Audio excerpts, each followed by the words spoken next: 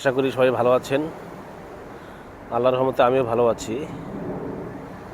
এখন কিন্তু ইংল্যান্ডে অনেক শীত পড়ে গেছে। নিশ্চয়ই আমার হেভি জ্যাকেট দেখে সবাই বুঝতে পারছেন যে ইংল্যান্ডের বর্তমান ওয়েদারটা কী।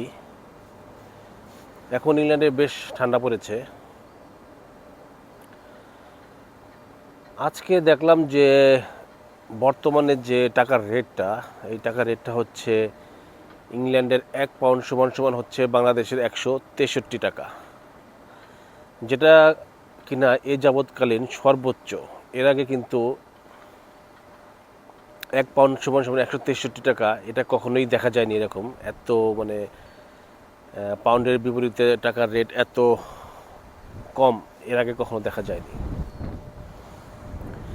এখন যদি এখান থেকে কেউ বাংলাদেশে 1 লক্ষ টাকা পাঠাতে চায়, তো এই 1 লক্ষ টাকার জন্য তাকে এখান থেকে অনলি 615 পাউন্ড তাকে পে করতে হবে। আগে যেটা কিনা আমরা যদি 1 লক্ষ টাকা পাঠাতাম, আমাদের দেখা যেত যে প্রায় 920-920-30 পাউন্ড লাগতো। সেটা কিন্তু প্রায় 300 পাউন্ড কমে গেছে এখন 1 লক্ষ টাকায়।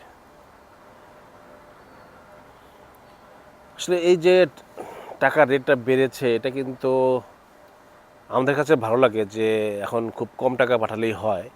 খুব কম টাকা পাঠালে এখানে বাংলাদেশে অনেক বেশি টাকা হয়ে যায়, কিন্তু এর সুফল কিন্তু আসলে আমরা পাচ্ছি না। আজকে থেকে আমি যখন প্রথম লন্ডনে আসলাম, আজকে থেকে 10 বছর আগে, তখন আপনার টাকা রেট ছিল হচ্ছে 115 টাকা, 16 টাকা এরকম। তখন আমাদের 1 লক্ষ টাকা পাঠালে বাংলাদেশে যে কাজ হতো, এখন দেখা যায় কি সেই কাজ, একই কাজ করতে প্রায় 1.5 লক্ষ টাকা মতো লাগে। তো আসলে কথা কিন্তু সে একই। আমরা কিন্তু কোনো উপকৃত হচ্ছি না। আমরা জাস্ট মনে করছি যে এখন আমরা কম টাকা পাঠালে বেশি টাকা হচ্ছে। এটা এতে কিন্তু আমাদের কোনো আসলে পরোক্ষভাবে কিন্তু কোনো উপকার এতে হচ্ছে না। এর থেকে যদি টাকার রেট আগে যেরকম ছিল সেরকমই যদি থাকতো, এবং বাংলাদেশের যে জিনিসপত্রের দাম সেটা যদি সহনশীল পর্যায়ে থাকতো, আমার মনে হয় যে এতে যারা সাধারণ নাগরিক আছে তারা অনেক বেশি উপকৃত হতো। এখন দেখা যায় যে একটা জিনিস কিনতে গেলে তাদের অনেক টাকা লাগে। বাজারে যদি কেউ এখন 2,000 টাকা নিয়ে যায়, দেখা যায় যে 2,000 টাকা নিয়ে কিন্তু সে প্রপার বাজার করতে পারে না।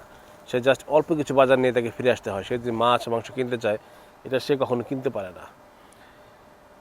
এটা একমাত্র হয়েছে এই মুদ্রাস্ফীতির কারণে। এই মুদ্রাস্ফীতি যে শুধু বাংলাদেশে হয়েছে তা না, এটা সারা বিশ্বে হয়েছে করোনার পরে। এখন আসলে এটার আমরা যে মুদ্রাস্ফীতি, তার কুফলটা এখন আমরা ভোগ করছি। আবার যখন আমি জানি না যে এই মুদ্রাস্ফীতিটা এটা আসলে কখন নিয়ন্ত্রণে আসবে সারা বিশ্বে, এবং জিনিসপত্রের দাম কখন সহনশীল পর্যায়ে আসবে।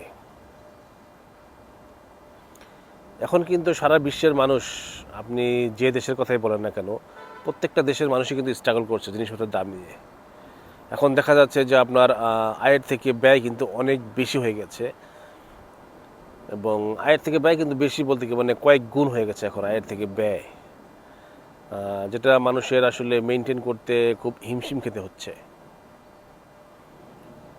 তো এই যে যেটা বলছিলাম যে বাংলাদেশি, এখানে 1 পাউন্ডের সমান সমান বাংলাদেশে হচ্ছে 163 টাকা। এটা আজকে দেখলাম যে আমি যেখানে গিয়েছিলাম যে টাকা পাঠাতে, তারা দেখলাম যে অনেক বাঙালি আসছে, কিছু অশিক্ষিত লোক, তারা কিন্তু বেশ খুশি। তারা বলছে যে এখন অনেক টাকা হচ্ছে বাংলাদেশে পাঠাচ্ছি, এবং তারা দেখলাম যে বেশ খুশি তারা। কিন্তু আসলে যে এই আমরা যে টাকা পাঠাচ্ছি আসলে সেম একই কথা, কিন্তু আগের যেটা হতো এই টাকা দিয়ে এখন বরঞ্চ এর থেকে আর কম হয়, এর থেকে বেশি হবে না, আর কম হয়।